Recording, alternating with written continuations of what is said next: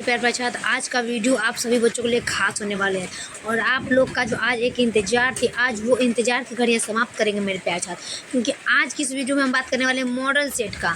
Model set आप लोग के सामने लेकर आए हैं फिजिक्स का मॉडल सेट 1 का बात करने वाले हैं, जो आप सभी बच्चों के लिए बहुत ही ज़्यादा खास होने वाले हैं। और सबसे एक बहुत ही ज़्यादा ज़रूरी बात करने वाले हैं मेरे प्यार साथ, क्योंकि जो बिहार बोर्ड से हैं वो आप लोग बिहार बोर्ड से प्रश्न और उत्तर दे सकते हैं, और जो CBSE बोर्ड से हैं उसके लिए यहाँ पर नीचे में इंग्लिश मीडियम में when A ray of light inter a glass slab it's wave lights बहुत ही ज़्यादा खास है।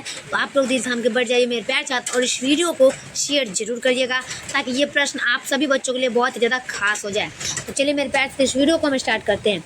क्या कह रहा है कि जब प्रकाश की एक किरण ग्लास स्लैब में, क्या कह रहा है कि जब प्रकाश की किरण एक ग्लास स्लैब में, जब प्रकाश की एक किरण ग्लास स्लैब में प्रवेश करती है तो इसका तरंगदैर्घ्य क्या होता है, याद रखेंगे। क्या कह रहा है कि जब प्रकाश की एक किरण ग्लास स्लैब में प्रवेश करती है तो इसका तरंगदैर्घ्य क्या हो जाता है, घटता है। हमेशा याद रखेंगे कि जब प्रकाश की किरण ग्लास स्लैब में प्रवेश करती है तो इसका तरंगदैर्घ्य घटता है। ऑप्शन नंबर बी क्या होगा, ऑप्शन नंबर बी। चलिए अगला देख लेंगे हम दूसरा का, कि यदि समान फोकस दूरी एफ के दो अभिसारी लेंस, क्या करा कि यदि समान फोकस दूरी एफ के दो अभिसारी लेंस एक दूसरे के संपर्क में रखे हो तब संयोग की फोकस दूरी है। क्या कर रहा है कि यदि समान फोकस दूरी एफ के दो अभिसारी लेंस दूसरे के संपर्क में रखे हो तब संयोग की फोकस दूरी क्या होगी, तब संयोग की फोकस दूरी क्या हो जाएगी। तो चलिए मेरे प्यार साथ हम नीचे में देख लेते हैं। तो आपको हो जाएगा F/2, क्या होगा, संयोग की फोकस दूरी F/2, याद रखेंगे ऑप्शन नंबर सी। चलिए अगला का बात करते हैं हम तीसरा का। ब्रूस्टर का नियम क्या होता है, याद रखेंगे ब्रूस्टर इज लॉ। ब्रूस्टर का नियम क्या होता है, 3 का देखेंगे ब्रूस्टर का नियम। तो ब्रूस्टर का नियम होता है U बराबर 10 IP, क्या बराबर होगा, U बराबर 10 IP, ऑप्शन नंबर सी। चलिए अगला देख लेंगे हम 4 का, निम्नलिखित में किस तरंग की तरंगदैर्घ्य न्यूनतम होती है। क्या करा कि निम्नलिखित में से किस तरंग की तरंगदैर्घ्य न्यूनतम होती है, याद रखेंगे सभी छात्र। और 4 का आपका आंसर हो जाएगा option number C. Option number C में जो है कि डेल्टा किरणें, क्या होगा, वाई किरणें, क्या होगा, वाई किरणें। ऑप्शन नंबर सी लगाएंगे, वाई किरणें। चलिए अगला देखेंगे हम 5 का, कि समतल दर्पण की वक्रता त्रिज्या डैश होती है। याद रखेंगे कि समतल दर्पण की वक्रता त्रिज्या क्या होती है, समतल दर्पण की वक्रता त्रिज्या हमेशा अनंत होती है। क्या होती है, अनंत, ऑप्शन नंबर ए। चलिए अगला का बात कर लेंगे हम 6 का, कि एक उत्तल लेंस की उपराधर को काले रंग से रंग दिया गया, उसके द्वारा बनने वाली प्रतिबिंब का क्या होता है। क्या कह रहा है कि एक उत्तल लेंस के उपराधर को काले रंग से रंग दिया गया, उसके द्वारा बनने वाली प्रतिबिंब को क्या कहा जाता है। 6 का देखेंगे और 6 का आपका आंसर आ जाएगा ऑप्शन नंबर सी में, तीव्रता कम होगी। क्या होगा, तीव्रता कम होगी। ऑप्शन नंबर सी लगाएंगे, तीव्रता कम होगी। चलिए अगला देख लेंगे हम 7 का, कि एक लेंस U बराबर 1.5 की वायु में फोकस दूरी 20 सेंटीमीटर है। 1.5 अपवर्तनांक वाले माध्यम में उस लेंस की फोकस दूरी क्या होगी। क्या कर रहा है कि एक लेंस U बराबर 1.5 सेंटीमीटर, 1.5 की वायु में फोकस दूरी 20 सेंटीमीटर है और 1.5 अपवर्तनांक वाले माध्यम में उस लेंस की फोकस दूरी क्या होगी। तो 7 का आपका आंसर आ जाएगा ऑप्शन नंबर डी में, समान अनुपाती। क्या होगा, समान अनुपाती, ऑप्शन नंबर डी। चलिए अगला देखेंगे 8 का, कि विद्युतीय परिपथ, क्या कह रहा है कि विद्युतीय परिपथ के किसी बिंदु पर सभी धाराओं का बीजगणितीय योग डैश होता है। क्या कह रहा है कि विद्युतीय परिपथ के किसी बिंदु पर सभी धाराओं का बीजगणितीय योग डैश होता है। 8 का देखेंगे मेरे प्यार साथ, और 8 का आपका आंसर आ जाएगा 0 होता है। क्या होगा, 0 होता है। ऑप्शन नंबर सी लगाएंगे हम, 0 होता है। चलिए अगला देख लेते हैं हम 9 का, किलो घंटा मात्रक क्या होता है। क्या कह रहा है कि किलो घंटा मात्रक क्या होता है। 9 का देख लेंगे, किलो घंटा मात्रक होता है ऊर्जा, यानी कि एनर्जी।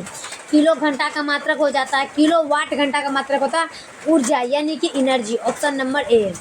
चलिए अगला देख लेते हैं हम 10 का, कि विद्युत परिपथ की शक्ति होती है। क्या कह रहा है कि विद्युत परिपथ की शक्ति होती है, तो विद्युत परिपथ की शक्ति होती है V²/R।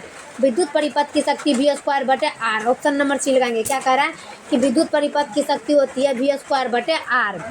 चलिए अगला देख लेंगे हम 11 का, लेंज का नियम संबंध है, क्या कर रहा है कि लेंज का नियम संबंध है, याद रखेंगे सभी छात्र। लेंज का नियम संबंध है तो उसका हो जाएगा एनर्जी, ऊर्जा। क्या होगा, लेंज का भी नियम क्या होता है, ऊर्जा। ऑप्शन नंबर सी, ऊर्जा से हम लेंज को संबोधित करते हैं। चलिए अगला देख लेंगे हम 12 का।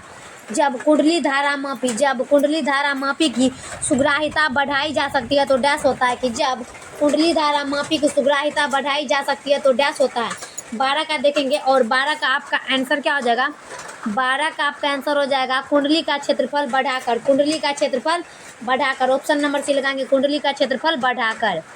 चलिए अगला देख लेंगे हम 13 का कि किसी कुंडली का स्वयं प्रेरकत्व की माप होती है। क्या कर रहा है प्रश्न कि किसी कुंडली के स्वयं प्रेरकत्व की माप होती है। 13 का देखेंगे और 13 का आपको हो जाएगा विद्युतीय जड़त्व, मतलब विद्युतीय जड़त्व जो है किसी कुंडली के स्वयं प्रेरकत्व की माप होती है। Option number A.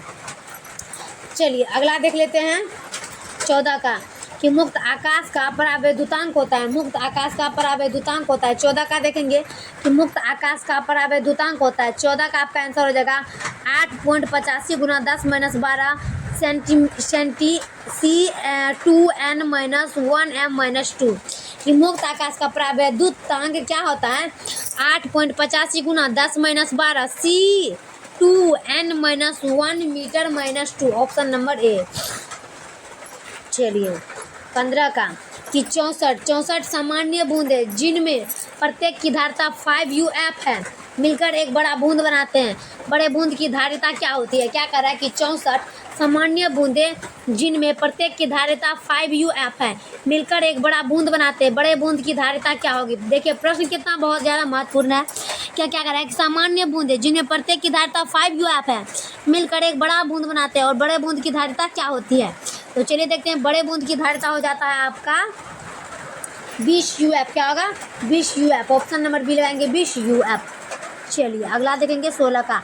एक कूलम्ब आवेश कितने इशू के बराबर होता है। याद रखेंगे कि एक कूलम्ब बराबर कितने इशू के बराबर होता है, तो 3 × 10⁻9।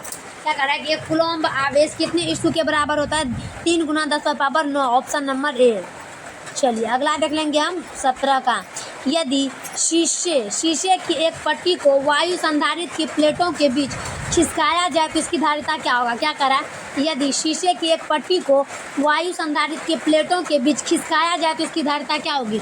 17 का देखेंगे और 17 का आपका आंसर होगा बढ़ेगी। क्या होगा, बढ़ेगी। ऑप्शन नंबर ए लगाएंगे, बढ़ेगी।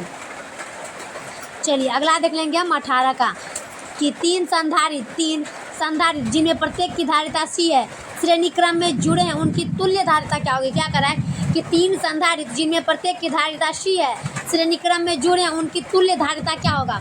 18 का आपका आंसर हो जाएगा, 18 का आंसर लगाना है C/3। क्या होगा, C/3। ऑप्शन नंबर सी लगाएंगे, C/3।